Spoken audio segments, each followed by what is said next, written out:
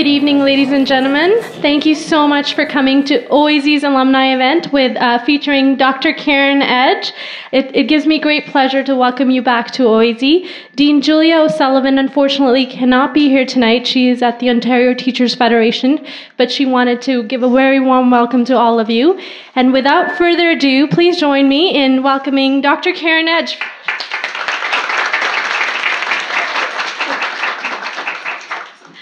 Good evening. How are you? Happy OISE graduates? Any current students? A few? You'll finish, we promise. You will go on to interesting things, we promise. So I graduated in 2005. I did a master's in higher education policy here and then did a PhD in educational administration. I worked for the Minister of Education for a bit. I worked in California for a bit, and I've landed in London, England, which is lovely if you visited before. And if you haven't, come and see us at the Institute of Education. We would love to have you at any point. We can't pay you for anything at the moment, as most universities are in the same position, but we do have lots of opportunities for interesting learning and apparently taking your tuition money. So what I wanted to do tonight in a very quick way, we have about 30 minutes, is to give you some background on a study that we're doing at the moment that is generating quite a lot of interest. We're not exactly sure why. We think it's because we come up with rather sexy titles like the Global Quest for Work-Life Balance that was supported by the marketing folks at OISE, so this is why the title is so glamorous. But the study that we have is actually the largest study ever funded within educational leadership from our Academic Funding Council. So it was quite a coup to be able to have research money that not only looks at the lives of educational leaders, but looks at them in the context of 3 global cities. When we put in the proposal for the funding, when I put in the proposal for the funding, it was 2008. At that point, Toronto was listed as number 8 usually on Sassen's Inspired Foreign Policy's Global Cities Index. Now when I travel around and we talk about our study being in New York, London, and Toronto, Toronto is unfortunately not on the Global Cities Index. However, it is on the global radar. But we do talk about educational excellence in Ontario as much as we can. So I am a Canadian. When I show up to do research and it says on my business card or my invitation email that I'm from London, England, the facial expression that people give me when I walk in and say, "Hi, I'm Karen Edge," is, they're like, "You're not British." I'm like, unfortunately not. I am proudly Canadian. I Skyped this evening with my father, who's in Ottawa, babysitting my toddler Isaac, who believes that everyone in the world has 2 countries. If they don't, he thinks you need to get one. And my husband, who's a grade 5 teacher in London. So my husband was working and watching football, Arsenal. My son was singing football songs, but using the Montreal Canadiens as the word, and I'm here. And I told them I'm about to go do a talk on work-life balance. Their collective global response was, "Are they giving you a workshop?" However, no, we will learn together. So one of the things that inspired our study was this, that with the transition of one generation to the next, to the top leadership positions, that organizations will be influenced by the next generation's values. When we were working and consulting in different cities, we saw younger and younger leaders taking the helm of schools. This was causing great excitement in some jurisdictions and massive panic in others as 12-year-olds ascended into leadership roles. One of the things that we learned in New York was that we could actually search for participants for our study by Googling 27-year-old principal, 28-year-old principal, 29-year-old principal. And when we tried to get some information about why it was that in New York, a principal's age was always mentioned if they were under 40, what we were told by a very experienced principal was, if you are young and you are a leader in New York, you are either a hero or a villain. So one of the things we started to do was think we might actually have an interesting body of knowledge to explore that hasn't been explored yet. One of the things you need to know in terms of how I've approached the research, and Sim also said that she wanted to do the introduction. I figured it was easier for me to introduce myself, which I've been told is a very Generation Xers way of approaching a formal talk. However, the things you need to know about how I see the world are that I'm an academic. I consider myself an academic at the Institute of Education, but I proudly tell anyone who will listen that not only did I go to OISE, that they should study at OISE and the Institute of Education. that I've worked for as a researcher, usually in international development, for DFID, British Council, for Plan, and ActionAid. And most of my work before this study was sort of simultaneous across 5 to 24 countries simultaneously. I tell you this because if you're interested in that kind of work and I can ever be helpful, I'm happy to chat. I was a senior policy advisor to the Minister of Education in Ontario. That I was a PhD student and that I actually developed a lot of my skills and techniques of research working with some really great professors here that not only were great scholars, but they were actually amazing at how they worked with their students. So I watched Lorna Earle work with sort of gaggles of PhD students together. And now when I run classes for my master's and PhD students, we always only do it as a group. Because even though I worked with Stephen Anderson and he was an amazing supervisor, we worked on our own. And so when I used to walk by Lorna Earle having sessions with her team, I would kind of stand at the window looking through the glass thinking, oh. So now, inspired by OISE faculty, I have tried to model my career on some of the great things that I saw here. I was a research fellow at the World Bank. Please don't blame me for that. It was a very good learning experience. I was actually an entrepreneur for a while when I was a graduate student. I thought I would be a great waitress, and it turned out I ended up getting quite a lot of consulting work. So my OISE colleagues and I decided we should have a company with a rather snazzy name. I think I'm a particularly good follower, and I will follow anyone that can convince me anywhere and do pretty much anything. That my partner is a grade 4 teacher in London, and I've watched him change careers and grow as a teacher. And I think that has changed me as a professional and how I see the role of teachers. I've watched someone with a real job, with a real salary in a university, go to being a teaching assistant with no salary and then work his way up in the profession. And how teachers are treated in London is very, very different than how they're treated in Ontario. And that in itself has inspired how we do our work. I'm Canadian, I'm British, I'm the oldest child. I do carry a British passport, which also causes people to chuckle, and that I'm also a mum to a small boy who has 2 countries named Isaac, whose name is Isaac Timothy Ranjit Edge Joseph Melon Black Rice Cake, according to our conversation this evening. It usually stops at Joseph. We gave him Edge because I think Edge is eminently cool. In the work that we do, one of the things that I learned at OISE was that doing anything on your own is important, but doing it in collaboration with others is sort of what our mission is. And I think I watched great scholars and great academics working in consultation and in collaboration with different people. And in our work, we work with governments and students and schools and NGOs and teachers and districts because without them, there would really be no way to understand the world for the questions that we're asking. We have a research and development approach. We work with partners. Most of the work that we do is multinational, and now most of the work we do is multi-generational. I am firmly placed within Generation X, which we will talk about as we go forward. The work that we're doing at the moment, we do quite a lot of participatory research. We do quite a lot of work on international collaborations. And what I wanted to talk about tonight is Generation X leaders. Are you ready? Any questions so far? Why Generation X? This is the question that we get, especially from angry boomers who say that our study is ageist. When we send out our recruitment emails, we probably had 15 emails in London and New York, not a single one from Ontario.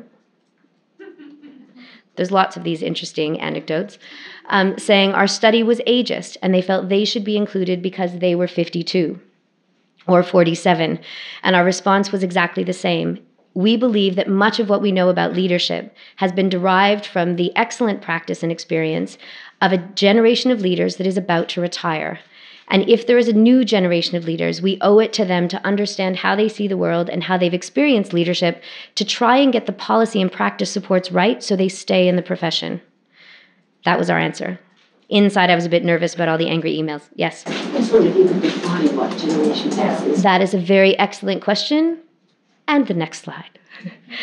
So Generation X, we've derived most of our definitions from the organizational sociology literature. I can give you a link to some papers and we can email them out if you wish.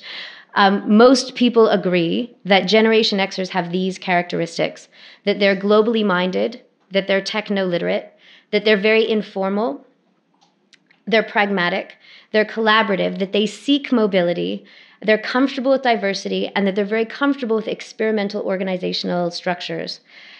This was all quite a reflection as I, sitting in London, was looking at generational sociology literature and could see myself and so many of my colleagues in this particular body of literature.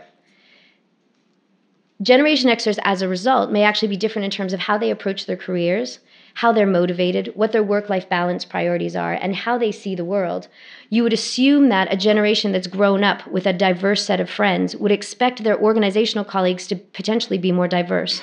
For people who've grown up with Facebook and with Twitter, although Twitter still makes me slightly nervous, that technology might start infusing itself into classrooms and into how schools and teachers are worked with. We therefore believed that perhaps that Generation Xers might have different needs when it came to training and development. Yes? And those characteristics, why you decided to go on to 1960 to 1980, not earlier? Okay, there is a little bit of debate within the generational sociology literature about who belongs to what generation and how do you ascribe conditions and characteristics. These are the characteristics that when we reviewed the generational literature are the ones that are most likely to apply to people that fall within that particular age bracket. There are slight variations, but usually generations are defined by major social events or birth patterns and trends. So that is the reason why that sort of age pattern is allocated. We've written a riveting paper that's about to be published called A Review of the Empirical Generations at Work Literature, Implications for School Leaders. If you'd like, we can send you a copy of that. Not a problem. But what it does is it actually looks at everything that the empirical evidence has said about how different generations behave at work. But we've used the Ontario Leadership Framework to frame how this might actually have implications for leaders. Does that answer your question? Okay. So to understand more about this, we've actually approached it with three different sort of lenses in mind. We want to know what their careers look like. When we did a pilot study in London, we discovered that there was a pattern amongst our small group of men in London. They've had career breaks. Guess what they've done? It's not for parental leave.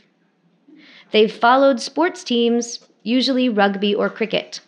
And we had a group of probably 8 men that came to our session, and 4 of them had actually adopted this as a formal career break. They'd taken a break from their work, and they had decided to travel. When we did our first pilot in Ontario, we had a charming young man come up to us and say, I would love to be part of your study. I am a Generation Xer, and I am a principal. And we said, excellent. He said, but I will not participate. And we said, why not? He said, I am a Generation Xer. Great. He said, I have been told since I was a small boy that I would have 8 careers. Like, that is accurate. He said, I am 36. I have had 3. Excellent. I've calculated how many years I have until retirement. I need to escalate my development. I've sold my house, quit my job, and I'm moving to Europe. And this is actually not wholly atypical Generation X behavior. We've lost quite a few people in our study who've gone to what they believe are greener pastures, which is one of the reasons why looking at them at the moment is quite important. As policymakers and professionals, we need to try and retain the good leaders that we have, and we think that maybe generational sociology might help. We wanted to look at how their professional identities were formed, and we also wanted to look at the intersection of how these leaders felt about their embodiment of race, ethnicity, and gender on their experience and work. As a Canadian woman working in Canada, I was always quite age inappropriate for the jobs that I had. My experience being the youngest one at the table was often that I was welcomed with open arms. I was the baby, but no one actually ever said anything. When I moved to England, I had a very interesting experience where I was an other. I was informed on my first day of teaching graduate school by a group of my students that I spoke English as a second language. And I was treated with a different lens than I had when I was in Canada. I had a privilege in Canada that I then lost. And I lost that privilege as an English-speaking white woman. And it became very clear to me with my partner and with other people that it was a different world in England, an amazing world where lots of things happened. But looking at issues of race, ethnicity, and gender in England was going to be a very different story than looking at it in Canada. One of the things that OISE taught me was that you should have advisors, lots of advisors. When I talked to some of my colleagues in England about the fact that we have advisory groups of 15 to 20 people, their response to me is, why would you make it so complicated? My response is, I am an OISE graduate, which also makes me apparently very successful at getting grants and also very enthusiastic, just so you know. With our advisory group, we work with the Principals Council, we work with the people from the Ministry of Education, from all of the school boards, and different organizations in Ontario. We do the same in London, the same in New York. Our list of intersections has expanded. Would you like to know how expansive it has gotten? We now look at size, ability, parental status, relationship status, nationality, and first language, and experience. So we've expanded what we look like, what we're looking at, to get a better picture of what people's experience actually is. What I would like to do is very quickly, these are the research questions, and then we're going to dance through to some of the findings about work-life balance. Do you have any questions so far? Yes? Just sexual orientation, you think that is what you're... We have sexual orientation as one of our sort of identity factors. I'm sorry I missed it. We had an interpretation of someone in New York where we had sexuality as it was written, which is what the interpretation is in England. And someone said, very seriously, people have always found me very cute. And what was really my reaction was very, yes, I can imagine. And what was really interesting is they said it was really difficult when I started my job because boys from the other schools would come to talk to me simply because of how they perceived me physically, not because of my position. And so if we hadn't had the slight error in representation, we wouldn't have actually been able to understand that it is a very different world for some young women working in schools that are predominantly men. So these are the questions that we're asking, and are young leaders actually developing new models of leadership? So we want to look at what their lives are like and what exactly they're trying to do in schools. How we've collected data, we're going to spin through this. We do interviews, we've talked to policymakers, and we actually do a career map where we get everyone to write out their career on a piece of paper, on a line. My husband, the teacher, refers to this as a line on a piece of paper that an academic has managed to call something very fancy to make it more complicated than necessary.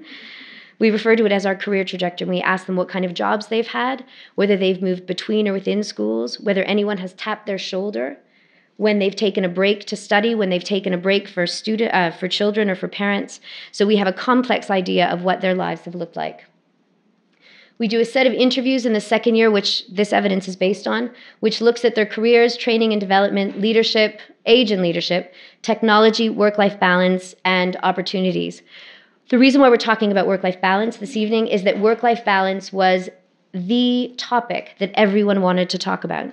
We were absolutely astounded at how many people were struggling with, annoyed with, striving for, and really struggling with how they would actually persevere as leaders within the context of the work-life balance that they were experiencing at the moment. So I'm going to skip over that, and we are going to skip over this and start here. We've done, to give you the background, if you're interested, they're available on our website. In order to understand how things are working in different cities, we've had to really dig deep and try and figure out what each city looks like. So we didn't think it was good enough to look at what leadership policies exist. We've done a rather rigorous and deep policy analysis to look at what are the policies that have influenced leaders. We've then gone and looked at what the role of the leader is and how it's bounded. We've then actually looked at how the accountability infrastructure influences the work of the leader, and we've looked at how they're trained and developed. So all of that is available, but that gives you a bit of a context for what we've seen. I wanted to show you this. I'm not allowed to move from the podium. For that, I apologize. This is not my natural state of being. One young leader in Toronto said to us, because if I'm burnt out, I'm no good to anybody and I don't get anything done here. So I'd rather feel like I had a good night's sleep and feel like I had some relaxation time and some time with my kids and some time with my husband and feel like I've done that. So when I come here, I can be focused and get things done. There's a growing number of leaders that are recognizing that if they are not healthy and well, they will not be able to serve their teachers and students. There are a growing number of leaders who feel guilty when they leave their schools at a decent hour to be able to go home and make sure that they can be healthy to serve their teachers and students. The flip side, so we see a continuum from the I need work-life balance in order to do my job to this. It's a vocation, and then to talk about work-life balance to me always seems a bit that you're doing it for the wrong reasons. Although obviously my job is to protect work-life balance for everybody else, that works for me, I just don't think it applies to me. And that's a vice principal in London. So we see within the context of Generation X, there's always going to be variation.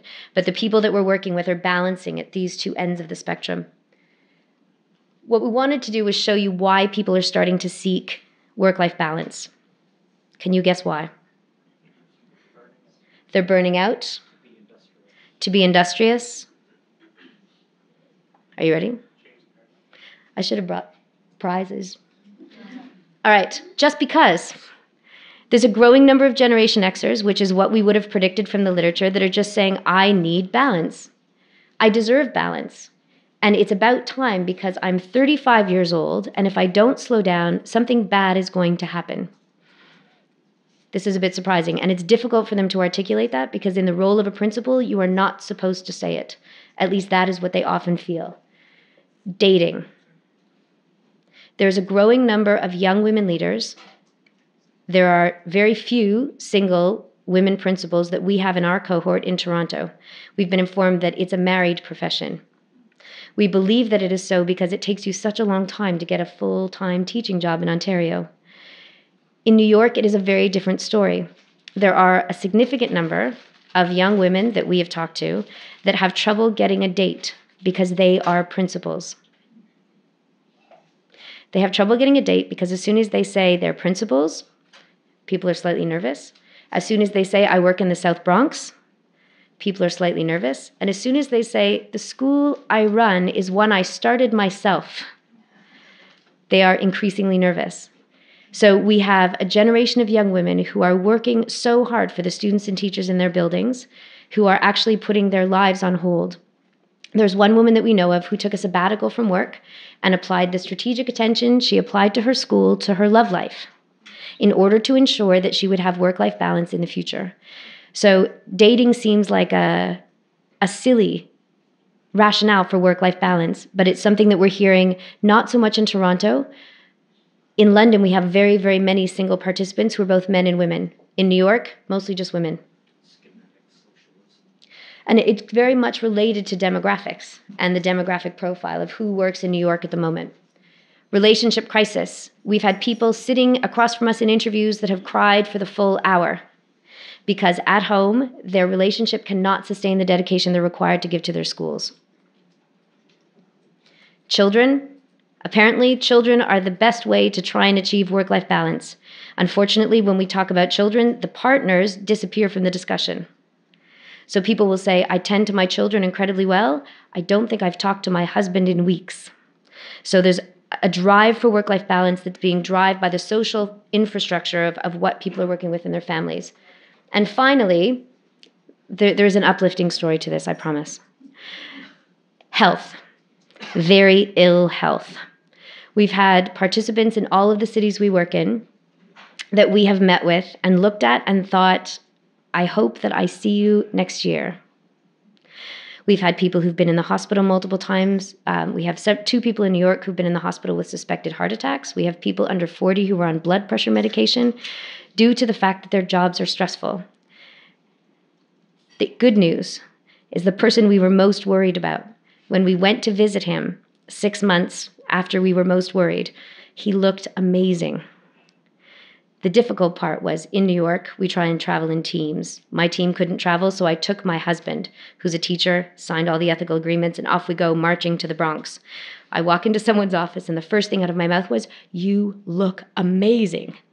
To which my husband kind of looks at me, and I'm like, in a professional way, you look fabulous. Could you tell us about what's going on? And this gentleman said, I almost died. I have installed a gym in my garage. I have changed what I do on my commute. I have signed a contract with my wife that requires that we work out together without watching television 3 times a week, and I spend X number of hours with my children. He said I needed to apply the strategy that I applied to my work to my life, or I was actually going to die. Now, this is an extreme situation, but these are the triggers that we've seen on a regular basis that are making people think about work-life balance. Are you ready for the uplifting ending part? Yeah. It's incredible. So strategies for imposing or adopting balance-like practices. We didn't want to call it work-life balance because somebody would say that isn't balance. They're imposing temporal boundaries around when they leave and when they arrive. And they're not taking work home, or they're taking work home at a different time. And this is different practices for leaders that have historically stayed in the building for a long time. We've got a couple of schools in London where the principals lock the school. Everyone has to leave by 5:30. And if they don't leave by 5:30, they will be locked in until the next day, which then gets them in a massive amount of trouble at home, which then leads to a whole series of other problems. We can go back to the previous slide. There's technological boundaries. Do you know in other cities, the school boards do not necessarily hand out BlackBerries? So in Toronto or in Ontario, when you talk to a school leader, there's this constant hum of zzz, zzz, of their BlackBerry going off. So we've had quite a lot of discussions in Ontario about BlackBerry management. There's someone who sits on their BlackBerry without it on vibrate. There is somebody whose husband takes their BlackBerry as soon as they get home. There's children who've stolen BlackBerries from parents they're annoyed with. But it's very interesting, people trying to get their head around the fact that my job is not so urgent that if I am not connected 24 hours a day, something horrible won't happen. The flip side of that is you are a school principal. Chances are at some point something may happen that you need to be there for. So it's a really difficult tension that they're trying to work through. There's geographical boundaries. In London, Londoners are choosing not to live in London so that they have a distance between their school and their life. And they're choosing to do it so that they have a semblance of work-life balance. Hobbies and personal time. We have people taking up knitting, paddleboarding, violin, comedy, things they've never done before because they're trying desperately to find work-life balance. Inspired by my participants, which as an objective observer I shouldn't have been, I decided that it was time to go back to my musical roots and decided the most relaxing hobby I could find was to audition for a big band as their vocalist. Brilliant. It wasn't work-life balance. It was more additional stress, which meant my husband had to babysit Isaac during my Friday night rehearsals. I've now taken a leave of absence from the band. I did get the gig, though, just so you know. And there's a concept. Are you aware of the concept called the leisure deficit? So there's a concept within organizational sociology of work that talks about couples and women and their lives. And it looks kind of, I'm not allowed to move, so I'm going to do this. If we only have heterosexual couples in our study, we presume that this, based on just talking with colleagues and friends, it is the same in same-sex couples. When you reproduce and have children, historically, your leisure time for the male and female partner in this case have been exactly the same. When you reproduce, what happens to the woman's leisure time? Or the parent who's chosen that role? It goes down pretty much to zero. What happens to the man's leisure time? It stays the same or goes up. Oh, it doesn't fluctuate. Based on our experience, I mean, there's two ways to look at this. Based on the experience and the interpretation of many of our participants, it skyrockets. So one of the things that we've been looking at within our study, it occurred to us when we were looking at work-life balance that there was a very gendered story of leadership still. I think in our hope and aspiration, a new generation of women may have had a different experience of leadership. What we saw when we were looking at work-life balance practices was that that was not the case. If you look across all of our men participants with children, how many, say we have 40 participants, men with children, how many do you think have wives that work full-time out of the house?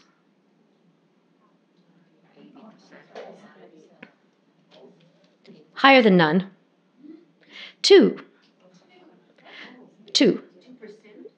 No, so we're just kind of, if we probably have 35 men in our sample, probably 30 have children. 2 have wives that work out of the house full time. What city? All across all the cities. So it's a New Yorker. A New Yorker has a wife that works full time. Shock. And I believe there's someone in Toronto who has a wife that works full time out of the house. Of all of the women leaders that we talk to, principals and vice principals, same jobs, same numbers, how many have partners that work outside the house full time? Everyone. All of them. So it's a very, we thought that perhaps this had changed over time. Within the context of our leaders, it has not. This is what has made a difference. Yes?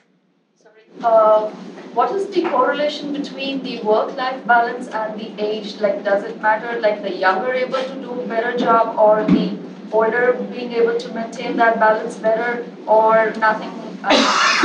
This might actually answer your question. So it's less about age and more about what has gotten in the way, what has ruptured your understanding of what your work and life needs to look like. For some, it's those tipping points of illness. and of family. But the things that have made a major difference in terms of people seeking out work-life balance, it's been related to work-life balance role models. Usually it's someone that they've looked at, a leader that has actually managed to be a leader and be a person.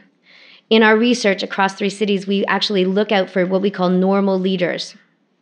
People who have a life outside of work and do an exceptional job at school. In London, we have not really found any. We appear to have found a few in Toronto, and in New York we found a few. But the people who have said, I have taken control of my life, I'm a principal, I leave the building at this time, I will not let my job control me and influence everything I do, have had someone in their life, usually a principal, who's showed them what to do. Unfortunately, many of the leaders that we work with say they've never had an educator who has a positive work-life balance. And this is a very interesting point. We talked about it with our advisory group yesterday, with the ministry, with the Ontario Principals Council. How exactly do we start talking about this? There are 2 studies going on right now in Ontario, one by Katina Pollock at the University of Western Ontario on behalf of OPC, that was asking principals about work-life balance. Within, I think, 6 hours of sending out the survey, they had 400 responses. They assumed that 250 would be a good response rate for the, I think it was 3,600 people they had sent the invitation to. They finished with about 1,800 responses because it is an issue that people care about. The government, the Ontario Ministry of Education, has now commissioned Ken Leithwood to do an additional study on workload. And the interesting thing is when you look at Toronto, New York, and London, guess which city takes care of their leaders the best? Toronto, right? In Ontario, leaders feel supported and cared for. They feel overburdened. They feel like there's change after change after change. But when you look how safe they are with employment contracts and maternity leave, they feel much safer than they do in other jurisdictions. And Ontario is the only place where anyone is actually looking at issues of workload. So that in itself, I think, I'm proud to be from Ontario.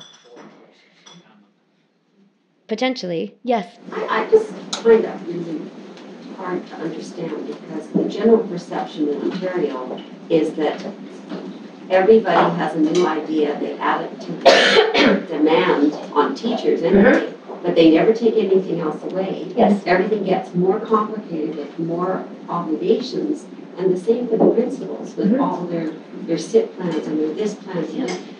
Surely part of it is looking at the government reducing some of the unnecessary pressure. I mean, there's all sorts of, at the government level, we can have a whole other day. We're actually, as a plug, we're hosting a conference here on March 18th, that will be open and during the day, to have a discussion about some of these emerging themes that are coming up in the research, to talk about workload, to talk about gendered experiences of principals. And that will be an opportunity to have a really robust dialogue between policymakers and practitioners. We're trying to organize it not like a traditional academic conference, but something quite exciting. Not that academic conferences are not exciting. As a nerd myself, I love giving a good paper. But the issue for us is, here, there's lots of reforms and lots of initiatives, but you have a superintendent, you have a school district, you have a leadership organization that's actually got a leadership framework. In England right now, they've taken away the certification for leaders. You no longer have to have the equivalent of a PQP. I could rock up and convince a school governing body who is responsible for hiring the leader. You don't go into a pool and into another pool, as you do in Ontario. If you need a school leader at your school, you post an advertisement, you pay for the recruitment, and you make the decision. So if Ofsted comes, the inspectorate, and they say I'm not very good at my job, or you decide for some reason you don't like me, we have a lot of younger women in London who are saying they're having trouble getting a job because they're actually being asked either directly or indirectly if they're planning to reproduce. You can't do that in Ontario. So all of these things are happening. In Ontario, it is difficult. I'm not saying it's not, but relative to what's happening with younger leaders and leaders in other jurisdictions, Ontario is leading the way in terms of trying to look at the issues and make a point. All right. Partner support has been essential. Family support is essential. Distance from school, we have people moving to be closer to their school or moving schools to be closer to their home. Do you know that in our study, all of the women with children, of which there are probably 30, same numbers as before, Guess how many live farther than half an hour from at least one set of grandparents? 2. There's a woman in New York whose family's in Puerto Rico, and there's a woman here whose family is in Southwest Ontario. Other than that, every single woman with children we talk to lives usually within a 15 to 20 minute drive of one set of grandparents. The grandparents are taking responsibility for the children at least 2 days a week. So I've told the Ontario Principals Council at the conclusion of our study, we will take out a full-page ad in whichever newspaper they feel is appropriate, and we will say thank you to the grandparents of Ontario for allowing our women principals who do an exceptional job to go to work. We were shocked. As someone who lives 8-hour flight away from their mom, I was shocked until somebody pointed out I live a 3-minute walk from my mother-in-law, who picks up on Wednesdays. It's Grandma Wednesday. But I still make dinner, so it makes it a bit more complicated. And grandparents. So the other thing, and just sort of to close, one of the things that our leaders are committed to, which caused a hot debate yesterday with our advisory group, is the fact that they consider themselves to be role models. Many of them say that it is my job to care for my staff. This is not linked to the Ontario Leadership Framework. It is something we hear across every city we work in. That it is their job to care for their staff, and many of them are starting to say it's our job to be a role model for what being a leader could look like. When most of the teachers and leaders that we talk to look at their principals, they don't see a job that is tenable. We have one person in Toronto who said that they would like to be a superintendent. That changed today. 3 months ago, their answer was no, there was no way on earth. Today, it was yes. I would consider it because I've been in my school for 5 years, and I don't see how I could be a principal forever because I started being a principal so young. So what we're finding in our study is that work-life balance is massively important. It's something that people are saying if they don't get it right, they will leave the job. In New York, 5 of our 25 participants have left the principalship because of workload. One of our participants who has been a principal, she's young, and has been a principal for between 5 to 9 years in order to mask anonymity, has said that being a principal takes 130% of your effort. She said, if you multiply 130% over the X number of years I've been a principal, that puts me well into my 40s, and I can't do it anymore. I'm not sure if I'll be here when you come back next year. So one of the reasons why we did the study is we thought there might be different patterns of how people behaved. We didn't think we would end up spending so much reading and analysis time on work-life balance. These are, what I've tried to do tonight is frame what's causing people to think about work-life balance, what's encouraging people to pursue work-life balance, and what are the strategies they're using to try and adopt work-life balance practices. Our next steps are to do more analysis, to come back to the conference on March 8th with evidence that is sort of ripe for discussion. But the other thing we've been doing, probably in support of our own work-life balance, is to actually collect resources that we think will be helpful for leaders and anyone else who's interested to help start thinking about their own work-life balance. We have a website that'll be going live in January, and there's a work-life balance section on the website, and we'll have a bunch of hyperlinks to some of the resources that we've felt have made our work-life balance that much better. I am guilty of being a horrible work-life balance model. However, I am pathologically obsessed, which is a term I borrowed from Malcolm Gladwell to describe mavens. I'm pathologically obsessed at ensuring that my people that I work with have a work-life balance. And that's another thing that we're seeing amongst our leaders. So we need to find a way to try and step in and take some good care of them, or they're going to go. The luxury of health, the power of safety within our governing bodies. Yeah. Children are the peacekeepers of our governing bodies, and they're like the movie stars of winter. They leave their footprints in the snow, and they make your portfolio grow. Mm-hmm. And I think what we hear consistently is that it's about the children, and it's about your ability to take care of teachers that are able to take care of children. And the leaders are worried that they're losing their ability to see through to the kids, but also to be able to sustain themselves in this kind of climate. So I hope that was helpful and interesting. It was a very whistle-stop tour. When I talked to a colleague, they said, you could do that for a full day. I'm like, yes, but they're smart. They're Ontarians and from other countries who've chosen to come to Ontario at this moment. Yes.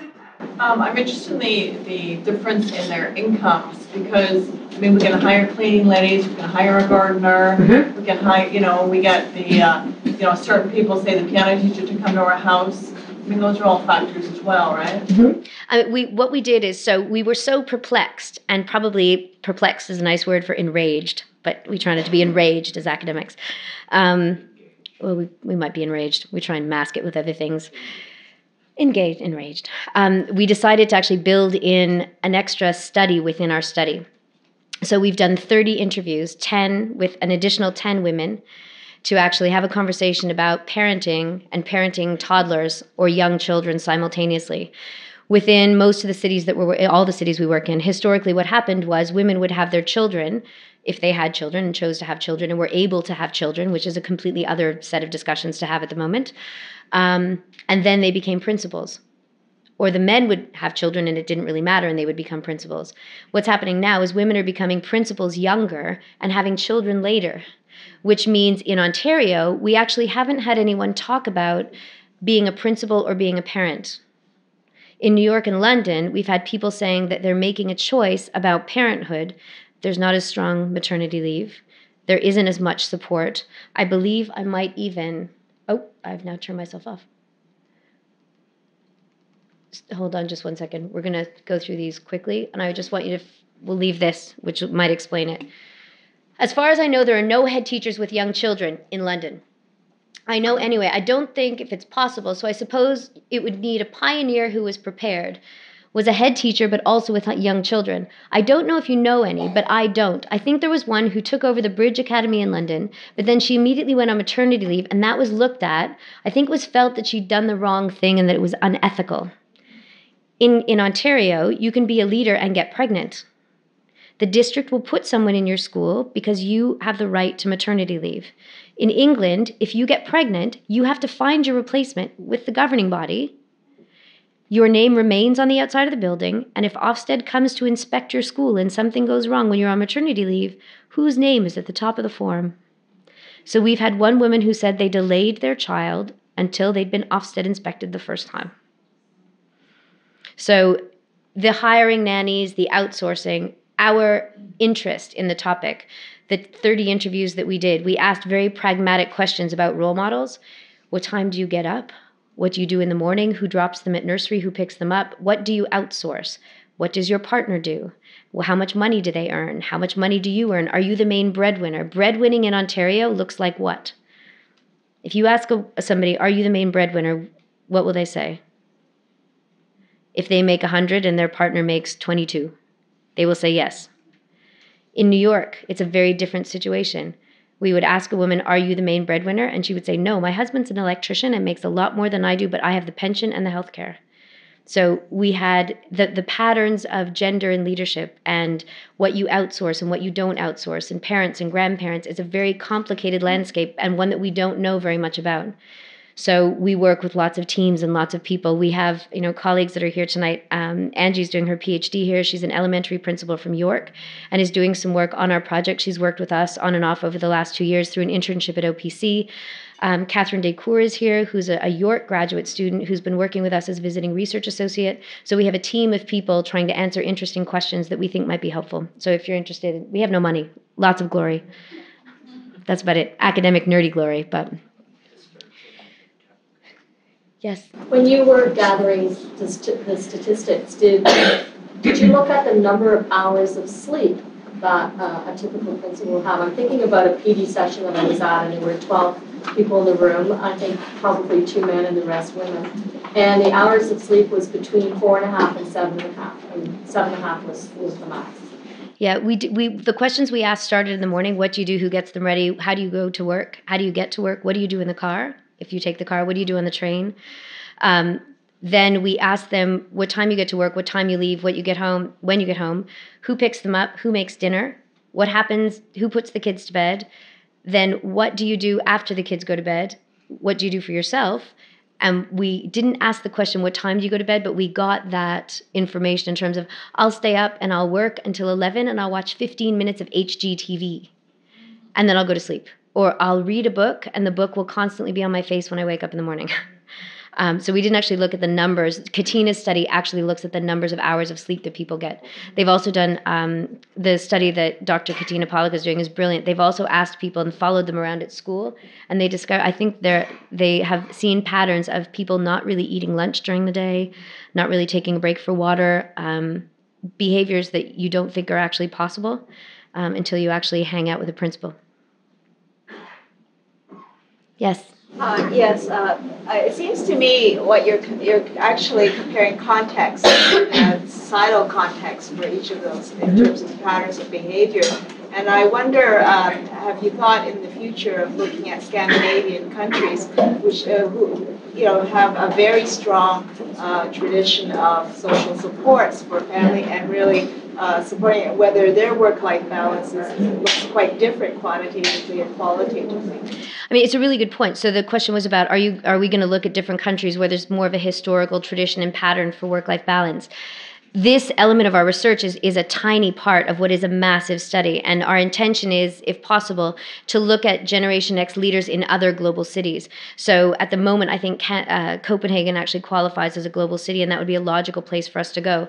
The work-life balance issue for us, we will go through the data and make the contributions that we can make from this. I have a personal interest in it, but we haven't really shaped what the future may look like. But it is very interesting to look at both local and international interpretations of what the social conditions look like. We've thought about extending our gender study and asking questions about the role of grandparents and maternity leave, and making a point of that with our young leaders. In New York, in particular, they're very interested in what's going on in Toronto, and to use evidence from Toronto to make a case within the U.S. for why they need a different set of leave. Yes? I was wondering if you could, if you ever heard comments about, let's put it diplomatically, adjusting the portfolio of principles. What is included in the work that deprives them of their lives and health? Is there anything in that portfolio that the ministry can give up, that the school system can give up? Is everything there so necessary? It's an excellent question, and one that I think the new workload studies that Ken Leithwood and Katina Pollack are doing are probably going to push on that a bit more than ours did. We were actually just interested in what the experience of work-life balance was. So in Ontario, I think where it becomes interesting to look at it in the global context is leaders in England are responsible for everything. The budget, the hiring and firing of teachers, the building. So when we talk about Ontario and removing responsibilities from leaders, when you look at other global cities, the responsibility that Ontario leaders have at the moment is actually less in many cases because there is the support infrastructure of the districts. So I think I'm not really in a position to be able to comment on that now, but what I would sort of lead you towards, and Sim, Katina is a graduate of the same program I am at OISE, and perhaps if leadership is a topic that's interesting, Katina would be a good call for when her study is done. Would that be of interest and helpful? Okay. Yes? What is the rationale for choosing these three cities? And why is the focus on educational work? I thought about other professions. Are you planning to do? So the question was why these three cities? And why educational workers? Educational workers because educational leaders is where much of my work rests. Why the three cities? I've lived and worked in Toronto. I live and work in London, and I have worked in New York City. We were looking for English-speaking, highly diverse cities. This is the first time that anyone has tried to execute a study like this, looking at three different contexts, as you mentioned, sort of the contextual boundaries and a generational set of boundaries. So we wanted to pick three cities that were kind of similar, that were different enough that it would give us a different set of experiences and start small. I will tell you honestly, my sister-in-law's rationale for the study, as she interpreted it, was where I lived, where my family was, and where I'd like to go shoe shopping. However, all three cities at the time were global cities based on the index. Now Toronto's fallen off. We have to do what we can to get Toronto back on the list. But it was because we wanted English-speaking, highly diverse cities. Yes. We know that a change in government policy can shift the educational landscape quite significantly in quite a short period of time. During the course of your study, were there any policy changes that impacted on what you were studying? Yes, I mean, we have sort of policy timelines for each of the cities that are available off our website. And it's quite interesting because we've got dots that represent the policy changes in each jurisdiction. When you look at the Toronto, we might have actually skipped over it. When you look at the Toronto dots, they're quite evenly spaced out. When you look at the New York dots and the London dots, they're very close together in terms of policy changes that have happened. We've had some changes in the UK that have been quite radical. In Ontario, it appears that when we believe there's an issue with our schools, even with policy change, we try and work on instruction and we try and work on leadership. In England at the moment, when there's a worry about schools, we work on how we hold people accountable, about changing what the minimum criteria of success are, and about changing the type of schools that we fund. So since we've started our study, there's a new kind of school in England called a free school. And it's based on the Swedish model, the Scandinavian model, where people can come together and make a proposal for a school that will then get government funding. And that has changed the landscape in terms of our study because there's more young leaders that are proposing these new schools. However, their experience has been diverse. Thanks. Yes. So the age range from I can't remember what your dates were, from the youngest to the oldest in your study. The youngest leader that we've had, I'm not exactly sure. My guess is the youngest leader we've had has been in their late 20s.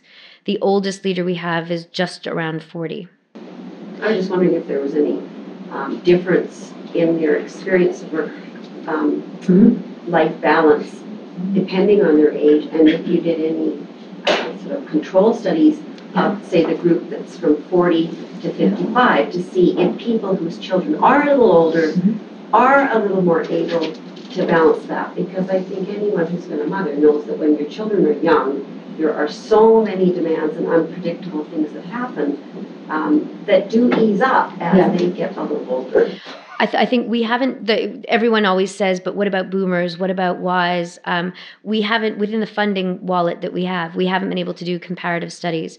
There's a lot of discussion about life course studies within the context of generations, about how when you get older, things change. When you get more experience, you become more able to make decisions and things seem less stressful. We're factoring that into our analysis and our discussions within the papers that we're writing, but we haven't actually done a comparative study at this point. What's scary is I think a lot of the people with older children are saying it doesn't necessarily get easier, it just gets different. And it depends on who you talk to. Usually people in the moment are like, yeah, no, 6 is not easier than 3. No, not 6, but 20. 20 easier when they're although they're still dependent on you, they have more of an independent life. My guess is at the moment that these leaders will not last in schools. If the conditions remain the same for them, they will not be in schools when their children are 20. But the question I have is, why are they aspiring to be leaders so young? I mean, the old requirement was the principal had to have experience teaching at all the different levels before they could take on the leadership role, because then they understood what that looked like. Now you'll see someone coming in who's taught for 2 years, but taken all the courses, but they do not have a depth of experience that can help them to root when things come up, and they don't have that balance to guide them. But what was really interesting is this is the reason why we're doing the study, because the issue at the moment is with retention issues the way they are, with principals leaving the system, there is a gap, and there is not in many countries, there is not a surge of people within what people would deem an appropriate age range moving into those jobs. The people who are there, who are actually very capable leaders in many ways, not every way, but in many ways, and they bring a different set of skills, which is what we're trying to look at, into the jobs. So the issue is that I don't know if we have the luxury of saying, why aren't we waiting for teachers who have 15 years experience in all of their credentials? Because in many jurisdictions, in London and New York, they're not there. We have a pipeline issue in Ontario. There are a lot of leaders that we talk to who are in the pool and in the pipeline. So for the pool, so you get interviewed and you go into the vice principal pool, and then you get picked out of the pool for a job. And then you go back into the pool if you're lucky for a principal job, and then you get picked up. So there are people we talk to who've been in the pool for a while, and they're frustrated. and they're able. And one of the conversations we had with our advisory group was, how can we, as a policy practice academic community, find ways to engage these middle career, ambitious, eager Generation Xers? We don't want them to leave the system. How can we find ways to engage them across the work and education while they're waiting for opportunities in Ontario, which they are waiting for? So we can debate this for a long time. I'm happy to talk to you afterwards.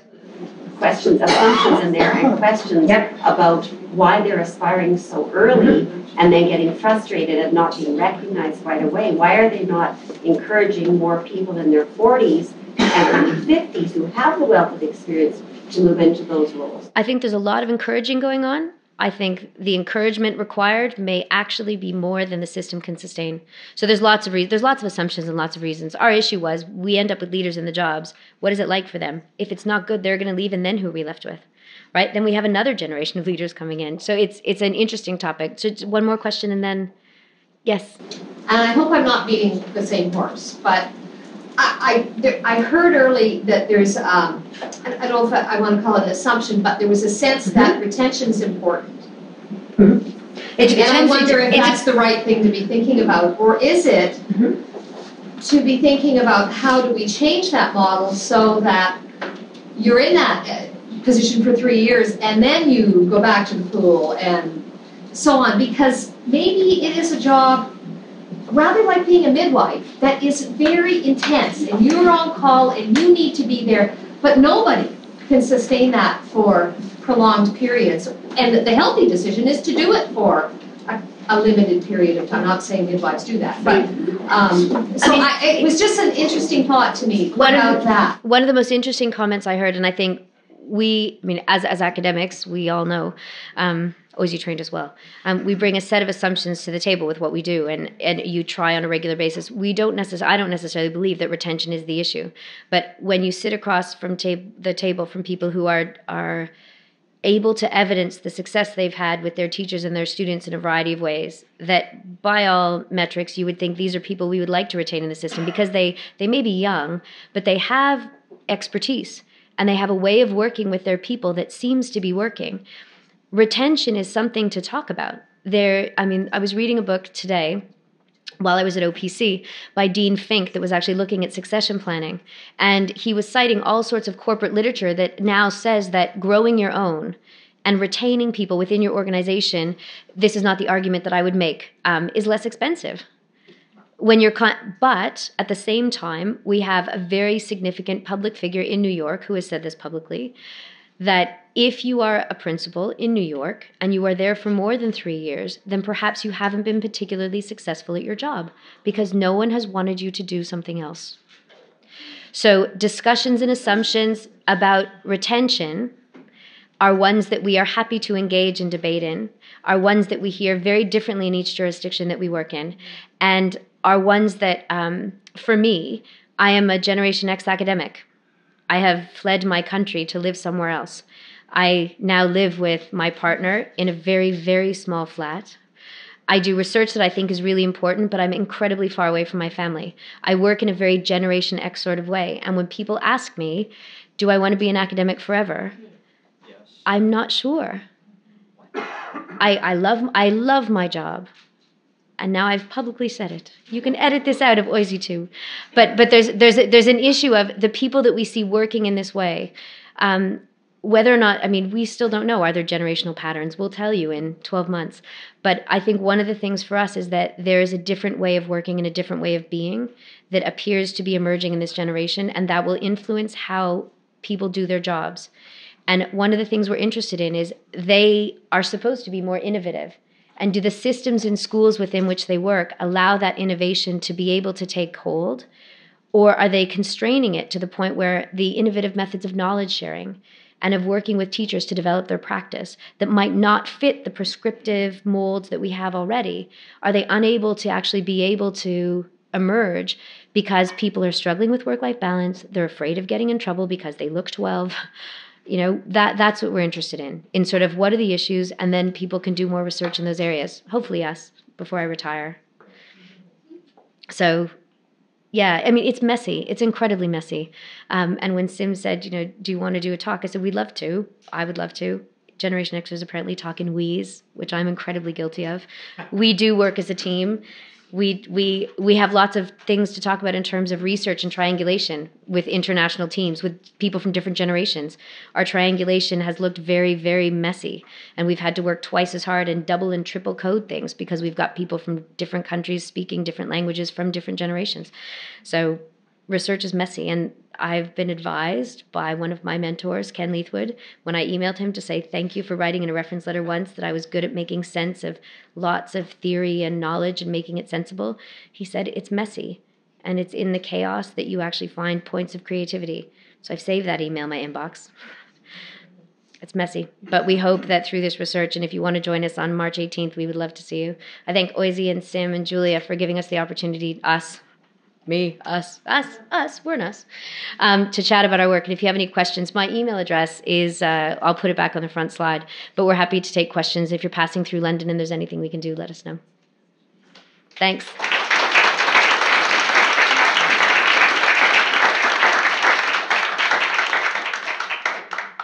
Wow, we're so proud that you're an OISE alumna. Thank you so much for graciously coming all the way from London to give this keynote tonight. It was absolutely engaging, informative, and wonderful. Did you know that we have 100,000 OISE alumni, and you're all part of a talented network of education leaders worldwide?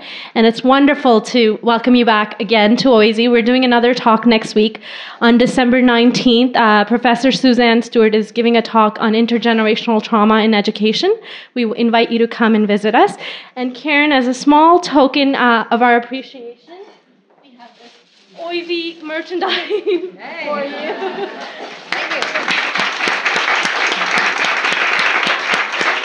And ladies and gentlemen, I invite you to stay, network. We have some great food, great desserts, so enjoy. And for our entertainment tonight, Rosemary Evans, Principal Rosemary Evans from UTS is here, also an OISE alum. Two students from UTS have graciously agreed to perform, talented musicians to perform on the violin for us. So I invite Billy and Julia to come up and grace us, please.